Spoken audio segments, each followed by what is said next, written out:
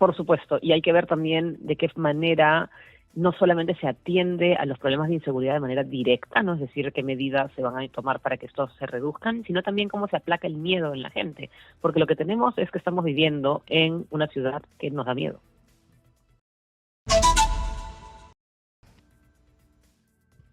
Es que no puede ser que, o sea, ¿se dan cuenta ustedes de la, es decir, la presidenta celebra que el año pasado ha empezado la recuperación económica, que estamos creciendo? ¿Cómo es posible que vemos una economía que crece y no hay personal, no hay capacidad de atender a la gente en una morgue?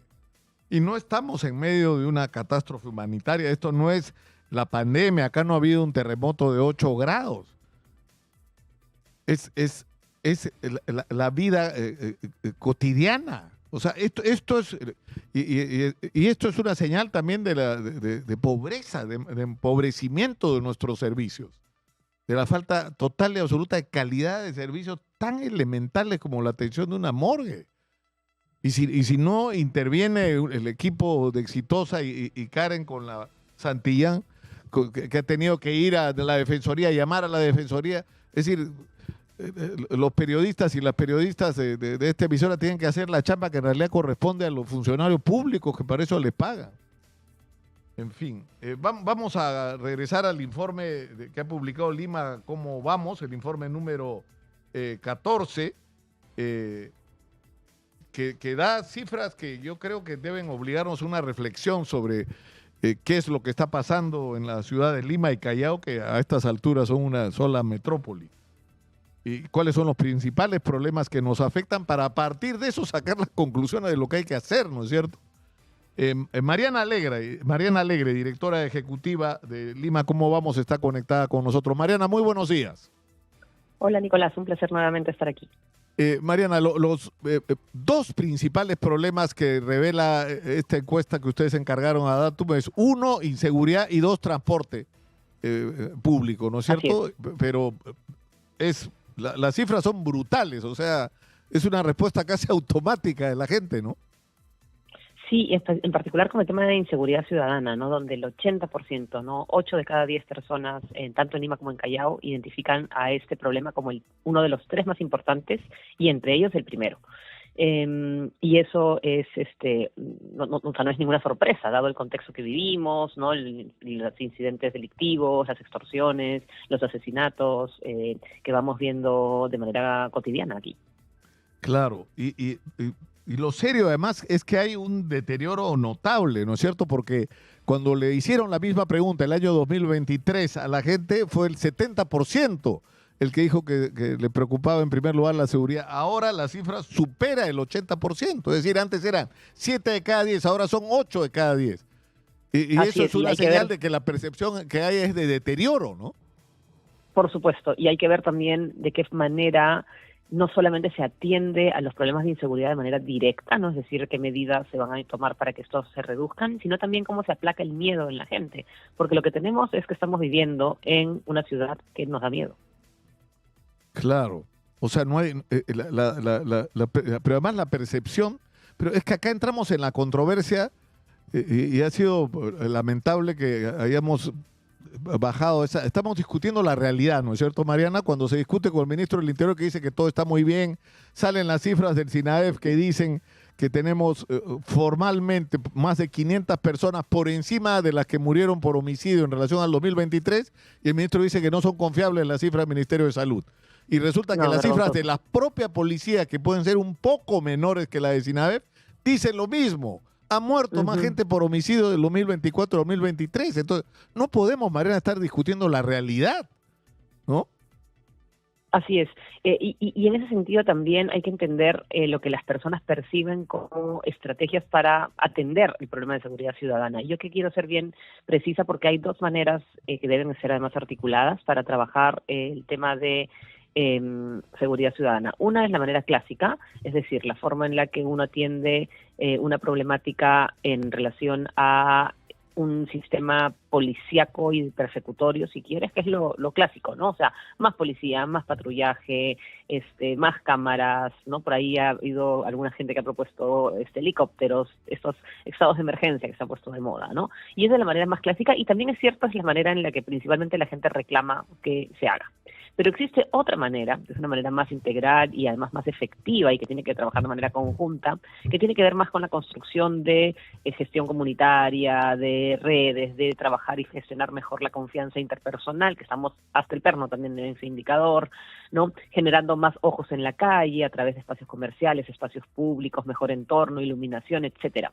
Y todos esos otros elementos que son fundamentales para vivir justamente sin miedo, no son temas que se pongan sobre la mesa, porque las autoridades parece que están más preocupadas en justamente responder con estados de emergencia que vemos pues no funcionan. Claro. Es decir, y yo creo que lo más notable es que la percepción en relación al 2023 ha crecido, ¿no es cierto? Ya hemos pasado de 7 de cada 10 a 8 de cada 10. Ahora, el segundo tema es la calidad del transporte público, donde también la percepción ha aumentado notablemente, ha pasado de 24.7 a 34.2, o sea, casi 10 puntos 10 más. puntos porcentuales, ¿no? Así es. Ahora, a mí, yo creo que esto es un tema del que hablamos poco porque se habla de la crisis del transporte, pero esto te debería llevar a conclusiones con respecto a cuáles son tus prioridades en relación no solo a la atención de los ciudadanos con un servicio de transporte de calidad, sino incluso a la construcción de vías. Porque si, o sea, lo que dice el informe es que la mayor parte de la gente se está transportando en lo que vendría a ser el transporte informal, Mariana. El transporte público, ojo, hay claro, que transporte público en general, de acuerdo. Pero dentro de eso la gente dice que combis, ¿no es cierto?, de 30 y tanto %. Sí, yo ahí quiero hacer una aclaración, porque, ojo, las combis no son transporte informal en su totalidad, digamos, ¿no? O sea, el transporte regular incluye los buses, las coasters, las combis, es el transporte público regular, que por supuesto la flota tiene que mejorarse, hay una serie de avances que se han ido dando ahí.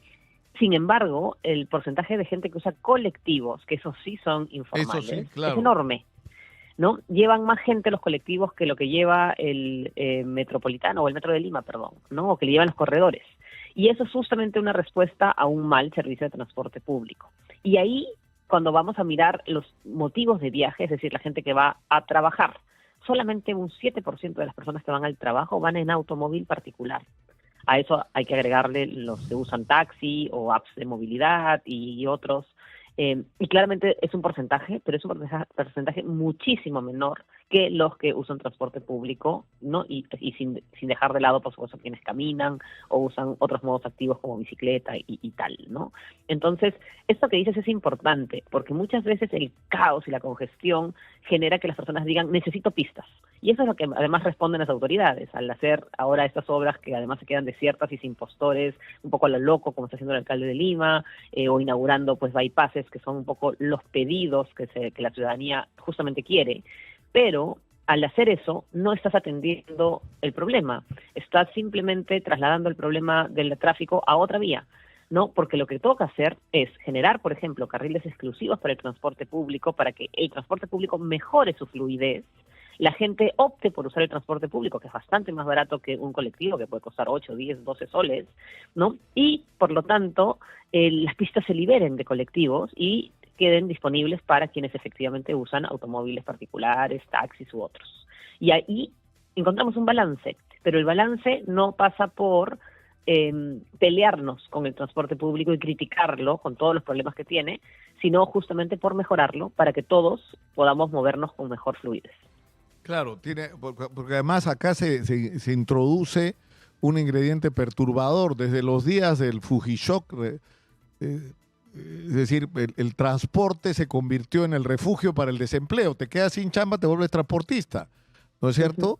Y eso es lo que está pasando ahora. La gente que tiene cualquier tipo de dificultad económica, ya sea para completar sus ingresos o porque le quebró el negocio, tuvo que cerrar por la pandemia o la empresa en la que trabajaba ya no existe más, la gente se va a la calle a buscar una chamba y esa es el transporte, ¿no? Así es. Y ahí es importantísimo lo que mencionas porque efectivamente nosotros hacemos un capítulo con información de pobreza en esta encuesta también. Y en general la mayoría pues tiene una perspectiva pesimista. Creen que van a seguir o igual o van a empeorar. Y muchos de los que dicen que van a seguir igual son justamente personas que se encuentran en sectores socioeconómicos con más vulnerabilidad. Entonces, cuando se trata de hacer justamente una reforma de transporte que va también a generar empleo y que va a ordenar las cosas, pero que va a dejar fuera del circuito de repente a muchos de los colectiveros. Eso también implica un plan de adaptación y la creación de fuentes de empleo. Aprovechando estos mensajes, como bien decías antes, que se supone estamos en un momento en el que se está recuperando el crecimiento económico, pues bueno, en buena hora que se empiece a generar líneas de empleo formal y con salarios dignos para que las personas tengan oportunidades de trabajo y no tengan que recurrir justamente al transporte informal, que, como digo yo, perjudica justamente esa misma prosperidad, ¿no? O sea, más tiempo perdido, más estrés, más enfermedades, más gente herida por siniestros viales. Entonces, todo eso también impacta en esa prosperidad que queremos como sociedad. No, claro, porque cuando tu respuesta frente a la crisis del transporte público, la prioridad parece ser perseguir a los transportistas informales. Eso no te está resolviendo ningún problema. El problema es mucho más complejo, ¿no? Como tú lo acabas de señalar. Ahora, lo otro que es significativo en relación a este tema del transporte es la construcción de vías.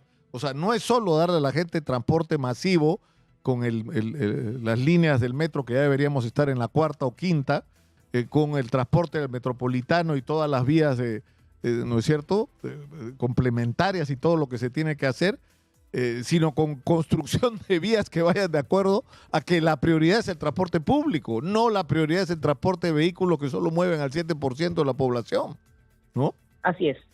Y eso es bien importante, porque o sea, a veces cuando nosotros decimos no queremos esta vía, nos dicen, oye, pero tú no quieres el progreso o no quieres pues que se modernice la ciudad teniendo en cuenta el tráfico. Y no, es todo lo contrario. Que por supuesto que queremos que se modernice la ciudad y queremos que todo fluya mejor, pero para hacer eso tenemos que encontrar soluciones que vayan a funcionar realmente. Miremos nomás los bypasses que se han inaugurado en los últimos años. Todos, absolutamente todos están llenos de tráfico ahora, ¿no? Entonces, ¿por qué seguimos repitiendo la misma receta? Y de nuevo, como bien dices, cuando se vaya a trabajar obras y se vaya a hacer reformas, hay que tener en prioridad al transporte público y también a los peatones y a los ciclistas, en el caso donde hay más volumen, ¿no? Y obviamente no en todas las calles, porque los peatones son justamente los usuarios del transporte público, muchos de ellos, ¿no? Entonces no puedes tener una oferta de transporte de buses con paraderos terriblemente mal diseñados, mal ubicados, que generan interferencia justamente ahí en la fluidez. Entonces ahí es donde tenemos que cambiar este enfoque del diseño vial, ¿no? Para que sea un diseño que funcione para todos los actores, pero teniendo en cuenta y que todos tengan la importancia de vida que corresponda, y no solamente que se hagan obras solo para autos, que parece el legado que tenemos en esta ciudad. Por supuesto. Mariana, muchas gracias por atendernos y muchas gracias por la información que